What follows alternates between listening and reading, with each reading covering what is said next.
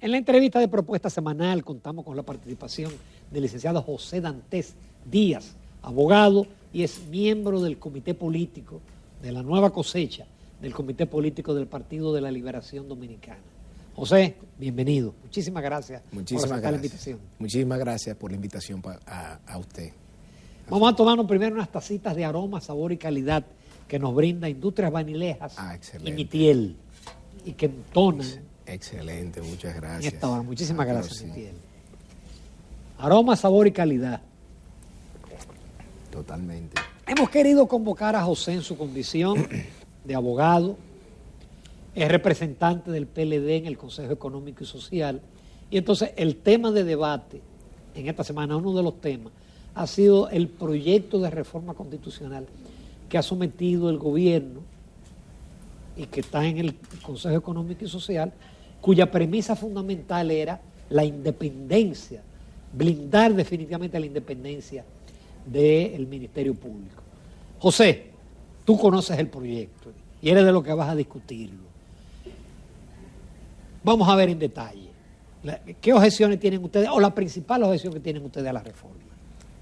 Mire, si bien es cierto que nuestro partido aún no ha fijado posición sobre la propuesta de reforma constitucional, lo va a hacer en la próxima reunión de nuestro comité político, no es menos cierto que yo creo que lo primero que hay que cuestionarse es si el país está en condiciones de abordar una reforma constitucional con todo lo que está pasando. Y cuando yo digo todo lo que está pasando, me estoy refiriendo a la situación económica que el pueblo dominicano está pasando, no solo por la carestía de los precios de los principales productos, sino también por el precio de los combustibles, por el precio de la factura eléctrica, por la inseguridad ciudadana que sigue en aumento y que no vemos ningún tipo de respuestas de parte del gobierno a todos estos males. Y si a eso usted le suma la crisis sanitaria, que si bien es cierto que hace poco el actual presidente levantó las restricciones, pues lo que nos preguntamos es, ¿está el país preparado para discutir una propuesta de cambio a la Constitución? Entonces yo creo que eso es algo que nosotros vamos a ver en nuestro comité político y ya se fijará una posición. Ahora bien. El abogado en términos muy personales, a mí me parece que es una propuesta muy contradictoria, muy superflua. ¿Por qué superflua? Porque parte de los articulados se destinan a un cambio de nombre. Sí. Al cambio de nombre del Procurador General al Fiscal General. Bueno, el Procurador General como término es una nomenclatura que aquí se ha utilizado desde principios del siglo. No hay por qué copiar lo que se diga en otros países. Si en otros países le quieren decir Fiscal General, bueno, pues que le digan Fiscal General, pero no hay por qué hacer un cambio en la Constitución para simplemente hacer la sustitución de un nombre en términos cosméticos. Claro, habrá colegas que me podrán decir, no, lo que ocurre es que luego de eso viene la promoción de un Ministerio de Justicia. Y entonces pero no está contenido en el proyecto. Pero tampoco está contenido en ese proyecto. Entonces vuelvo y digo, contradicción, número uno. La contradicción número dos, si lo que se quiere es brindar más independencia, que ya la tienen, su ley orgánica, del Ministerio Público y de la cabeza de ese Ministerio Público, ¿por qué razón en esa propuesta no se plantea cómo se piensa designar? Si lo que no se quiere es que sea el presidente que lo designe, sino cualquier otro ente estatal, ¿por qué no se determina? No, lo que hace es que lo refieren a una ley, o sea, le restan el valor constitucional y lo llevan a un estadio infraconstitucional, o sea, lo mandan a la ley. Pero como no hay ninguna ley tampoco con ese proyecto que diga de qué manera se piensa designar, lo que hace es que se mantiene la actual facultad que tiene el presidente de designar a ese funcionario. Otra contradicción. Bueno, José, sí. Pero que si eso se aprobara, lo designaría por 6 años. No, porque ojo, ¿cuál es el tema? Es que ahí se está planteando que será designado de acuerdo a la ley. Entonces, dice, bueno, sí, ciertamente, dice que en todo caso sería por 6 años, y si el transitorio pasa de que hasta tanto haya una ley que diga de qué manera se designa, entonces el actual presidente pudiera mantener al procurador más allá del 2024. Pero sus adjuntos, peor, porque no solamente están planteando que sea por 6 años, sino que se puedan reelegir por 6 años más y que uno de ellos pase a ocupar la titularidad de la Procuraduría General. Y cuando usted ve todos los otros elementos que hay realmente, son muy preocupantes. Son muy preocupantes porque si lo que se quiere es fortalecer la institucionalidad, yo creo que no se fortalece cuando usted está planteando que la presidencia de la Suprema, del TS y de otras cortes sean rotativas cada 3 años.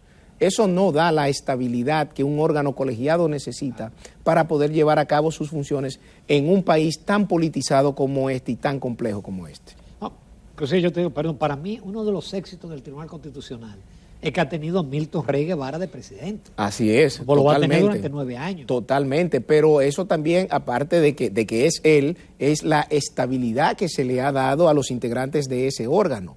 Y cuando veo que en el TSE se trata de extender ese periodo por 9 años, realmente a mí me parece que eso viene a ser es como un premio o un castigo. Digo premio o un castigo porque dependiendo de cómo se comporten las altas cortes, pues puede haber, en este caso, vamos a decir, la redesignación de los actuales miembros. Si el equipo sale malo.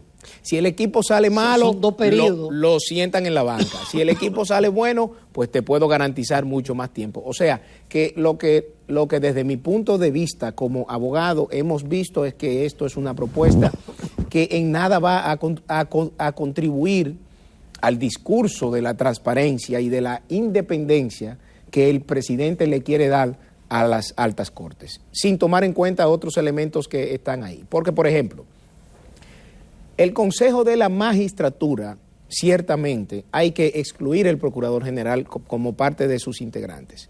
Pero ahí no se ha debatido ni se ha planteado la necesidad de esclarecer la segunda mayoría. Y la segunda mayoría, ese concepto vago que quedó y que se discutió la última vez en el Senado, que le dio el asiento a un partido minoritario que no representaba la segunda mayoría, pues se mantendría. Entonces, ¿por qué no discutimos el concepto de la segunda mayoría? ¿Qué quiere decir en el artículo 178? Que va a ser parte del Consejo un senador, si es un número de que senadores, represente... o es votación, ¿no? O es el partido que haya quedado en la segunda mayoría del electorado, que era lo que nosotros habíamos planteado en su debido momento. Pero por otro lado, se le quiere dar facultades al Consejo para poder destituir funcionarios de las altas cortes. Eso es imposible porque eso es el equivalente rompe la inamovilidad. Claro, y aparte de quieren suplantar la facultad del Congreso Nacional del juicio político. Todos estos funcionarios están sujetos a un juicio político ante el Congreso Nacional. Entonces, ¿por qué razón tú me hablas de independencia de poderes, de independencia de Ministerio Público, cuando tú quieres traspasar al órgano político que decide, que te toma la decisión sobre los integrantes de las altas cortes, a que tenga la facultad de destituir también por el más quítame tapaja, por el más mínima quítame tapaja? Entonces, creemos en términos jurídicos que gran parte de la propuesta de la reforma realmente es improcedente. Hay elementos con los que yo sí estoy de acuerdo. Hay elementos que entiendo que son importantes. Pero ahí volvemos al punto inicial. ¿Está el país preparado? ¿Está el país en condiciones políticas, sociales, económicas para abordar una propuesta de reforma constitucional? Yo creo que no. No, ahí lo dijo el presidente del Tribunal Constitucional de España, que primero tenía que haber un consenso entre las fuerzas políticas y las fuerzas sociales, y aparentemente no hay un consenso entre las fuerzas políticas. Por lo que yo he visto de otros partidos, ellos no piensan respaldarlo. Inclusive en la última reunión de la Mesa de Transparencia e Institucionalidad, el representante de la Fuerza del Pueblo puso claramente de que ellos ni en ese escenario ni en ningún otro van a respaldar la propuesta de reforma constitucional. Vuelvo y yo digo, imagino que el PLD hará lo mismo en su momento. Mire, yo no sé, vuelvo y digo, o sea, eso es una decisión que se piensa ver ahora, en esta próxima semana, en los próximos días, y ya ahí entonces sí se fijará la posición oficial de nuestro partido. Lo que sí usted puede tener la certeza es que nuestro partido nunca respaldará ninguna acción que vaya en contra del pueblo dominicano. Continuamos con José Dantes Díaz, quien es miembro del comité político del PLD, abogado, y eso nos da la oportunidad de haber tratado en la primera parte todo lo que es la propuesta de reforma constitucional. Y tengo una última pregunta, José, porque en el fondo hay un temor de que lo que se está tratando es de modificar el artículo que establece que para ganar en primera vuelta la presidencia hay que obtener el 50% más uno. Ya la doctora Milagros Ortiz Bosch habló del 40% más uno. Me da mucha pena que haya sido ella. Pero yo tuve en el Telematutino 11 el lunes a Jeanilda Vázquez, que la aprecio muchísimo, y yo le hice la pregunta y ella me dijo, eso es una deuda que tenemos con el doctor Peña Gómez. Entonces Bernardo Vega hizo un artículo diciendo que eso lo pusieron contra Peña Gómez y que por eso deberíamos de establecer el 40-1. Parecería que por ahí va la cosa, José. Aparentemente sí. Aparentemente la pregunta es, se lleva un proyecto de modificación, pero la Asamblea es libre de introducir otros temas. Totalmente libre. La doctrina, vamos a decir, la doctrina más influenciadora en este sentido dice y tiene claro que una vez la Asamblea se ha instalado, es libre de tratar de modificar todo lo que entienda en la Constitución. No está supeditada a los aspectos meramente que digan en esa ley. Pero aparte de qué es lo que ocurre, es que la declaratoria de la necesidad de la reforma se hace a través de una ley, sí, y la ley contiene los articulados. Ahora, ¿quiénes van a trabajar en esa ley? La Asamblea Revisora. O sea que en el mismo texto de la ley ellos dicen, yo quiero incluir este artículo y este artículo. Y esa ley no puede ser observada por el presidente de la República. O sea que en la ley que declara la necesidad de la reforma se pueden incluir todos los artículos que ellos quieran.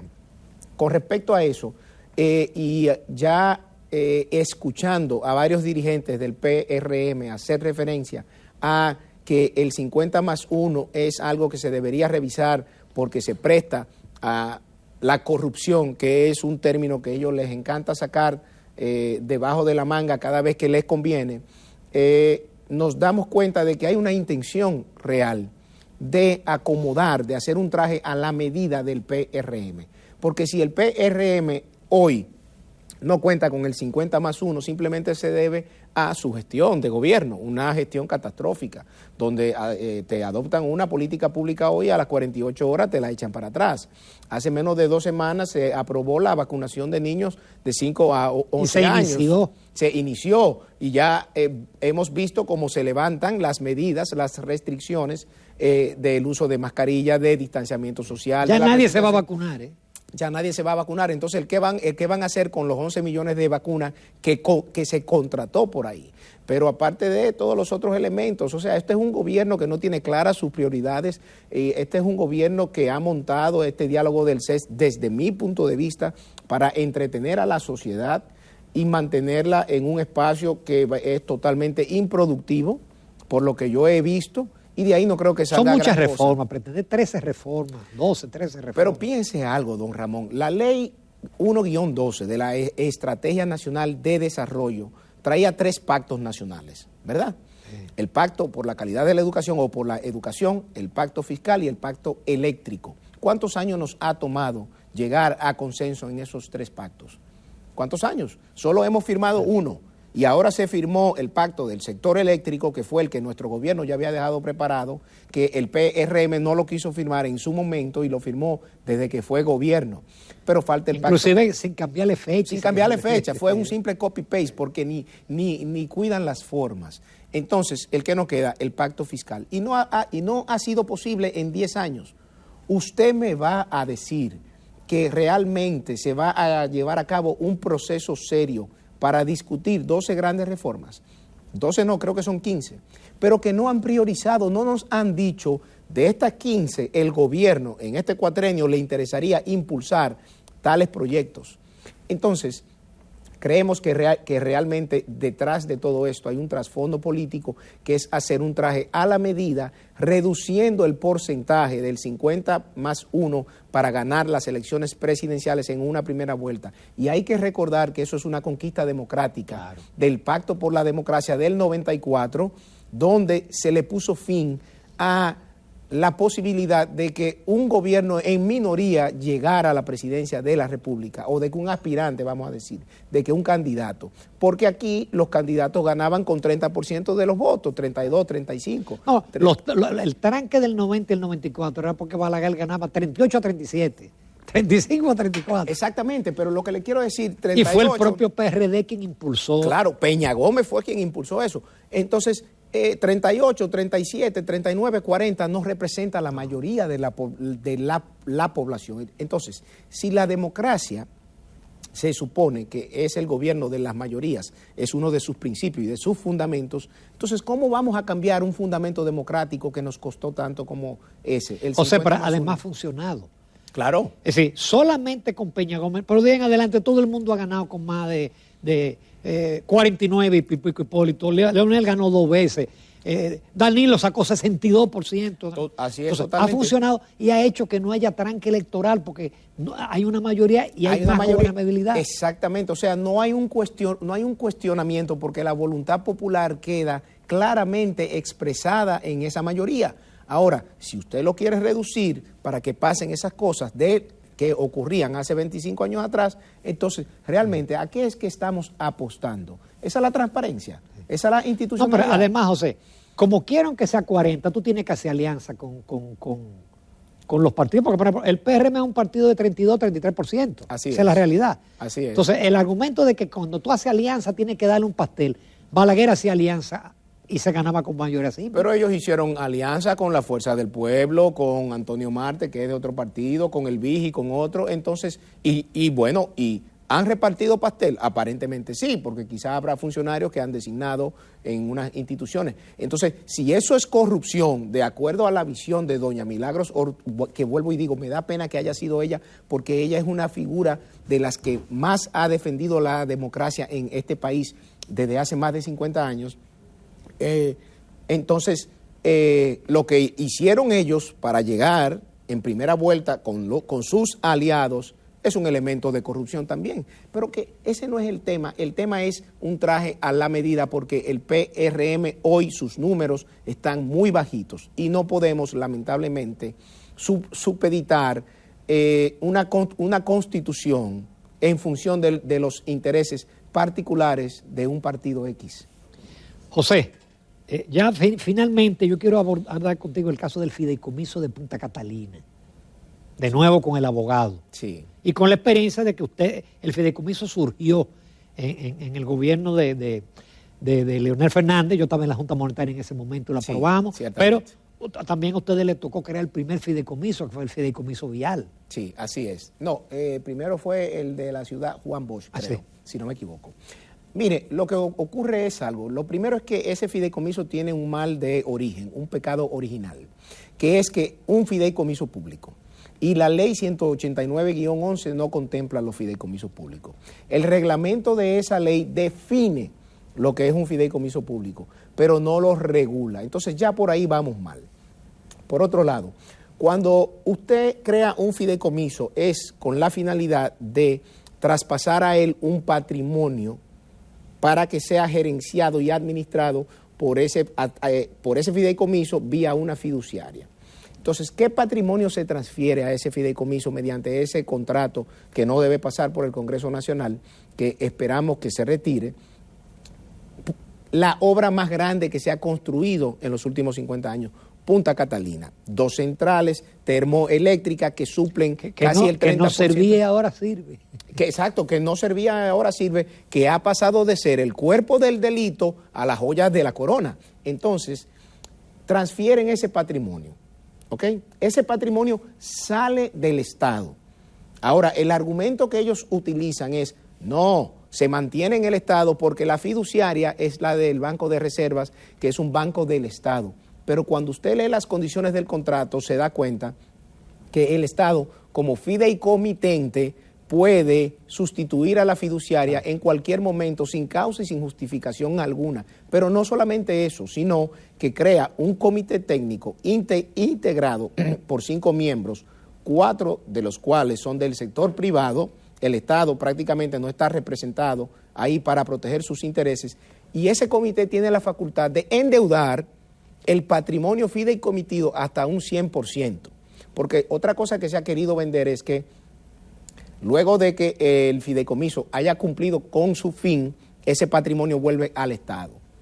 En principio sí, pero si el comité técnico se endeuda el fideicomiso hasta el 100% de ese patrimonio fideicomitido, no recibe nada. No recibe nada. No, o sea, se pierde Punta Catalina. Entonces, si es un tema de que si se privatiza o no se privatiza, le pueden poner el término que sea, lo enajenan del Estado, y usted no puede enajenar el patrimonio principal del pueblo dominicano en términos del sector eléctrico, que es Punta Catalina, sin que sea a través de una ley del Congreso Nacional. Entonces, nosotros creemos que ese es un contrato totalmente lesivo al interés público, y nos preocupa que esta gestión lo que está demostrando es que lo que no sabe dirigir, lo que no sabe gobernar, lo quiere traspasar al sector privado a través de un instrumento jurídico que se llama fideicomiso. Que no nos oponemos al instrumento jurídico, nos oponemos a las condiciones y a los términos que hay en cada uno de esos fideicomisos. Hay uno para la Policía Nacional, hay otro ahora para un plan de casas, de vivienda, hay uno hasta para la exportación de tilapias, en serio. O sea, Agricultura no tiene la capacidad de llevar a cabo un proyecto, un programa, una política pública que promueva la exportación de un producto X. Tenemos que crear un fideicomiso y vincular a empresas del sector privado que, dicho sea, tienen intereses en esos sectores. Entonces, la transparencia es real. La bandera de la transparencia con la que este gobierno llegó es real. Yo creo que no. Sí, porque en el de Punta Catalina ellos no tienen que cumplir con la ley de compra ni... No hay que cumplir con nada. En este proyecto, cuando ellos se dieron cuenta del escándalo de esto, ahora en la modificación que están planteando en la ley de compras y contrataciones, quieren incluir los fideicomisos. Pero eso es algo de último minuto, eso fue por el escándalo. Cuando eso salió y dijeron, pero es que ni siquiera van a estar sujetos. Sí, porque por ejemplo, en el de la red vial, que yo me lo conozco bastante, sí, se establece taxativamente que tiene que cumplir con la ley de compra, totalmente, con todo. Pero aparte hay una gran diferencia. El de la red vial es mixto, no es público, y por otro lado, ese fideicomiso lo que hace es que gerencia los peajes, pero las carreteras siguen siendo del Estado Dominicano. Claro. Las carreteras no se aportaron como patrimonio fideicomitido. El fideicomiso lo que puede es, con el flujo de efectivo de los peajes, lograr financiamiento. Exactamente. Entonces, en el caso nuestro, nosotros estamos totalmente en desacuerdo con ese contrato, y el presidente lo que debe hacer no es haber mandado a que se posponga su conocimiento, es retirar ese proyecto. Si él es transparente, él lo que debe hacer es retirar ese proyecto. Que no se ha retirado todavía. No, todavía, y más luego de la repulsión que ha causado. ¿Qué él hizo? Lo traspasó al CES. O sea, no quieren darle la cara, no quieren darle el frente a las necesidades de gobernar que tienen. Entonces, ¿para qué llegaron? Si es para traspasar toda la implementación de las políticas públicas principales al sector privado, será o porque no tienen capacidad o porque quieren beneficiar al sector privado que le apoyó financieramente fuertemente en esta campaña, y otros elementos que también financiaron esa campaña, que no creo que los puedan apoyar porque ya sería realmente algo grave que pudiera comprometer la responsabilidad penal de ellos. Magnífico, José Dantes. Te felicito, siempre brillante. No, muchísimas gracias. Y esas son de las carreras políticas que hay que darle seguimiento. Joven abogado brillante, miembro del comité político, hay que darle seguimiento. Muchísimas gracias, José, porque muchísimas también gracias a usted, siempre que te invito, tú aceptas la invitación. Siempre estoy aquí para cuando usted quiera, don Ramón. Muchísimas gracias, José. Bien. Continuamos, Anuales Televidentes, en Propuesta Semanal.